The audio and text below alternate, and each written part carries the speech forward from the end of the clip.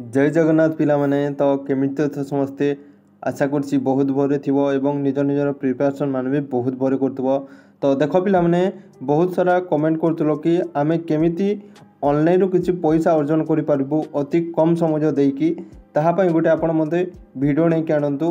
तो मु तुमको कहि दउछि जो छात्र छात्री माने बाहर रहि के पाठ पढुचंती किंबा घरे मध्य रहि के पाठ पढुचंती तो किछि पैसा केमिति अर्जन करि परिबो तुम पाई गोटे मु वीडियो आनी।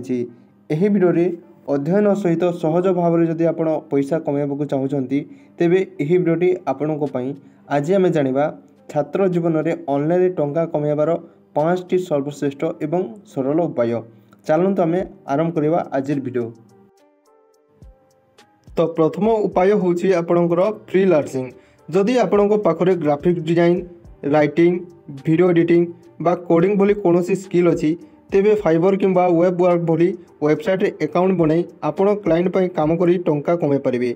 एथिरे गुटे क्लाइंट पई काम कले 1000 रु 5000 टंका पर्यंत मिली परिबो। तो द्वितीय उपाय होउछि देखंतु कंटेंट क्रिएशन।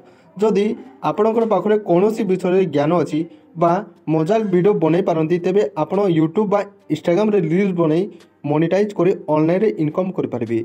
आरंभ रे किछि समय लागि पारे किंतु परे यह आपणकर पैसिव इनकम बनि जिवो।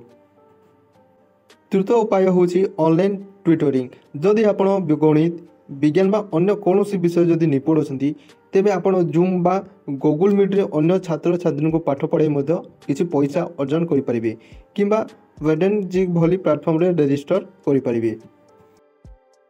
चतुर्थ उपाय हूँ ब्लॉगिंग और एफिलिएट मार्केटिंग।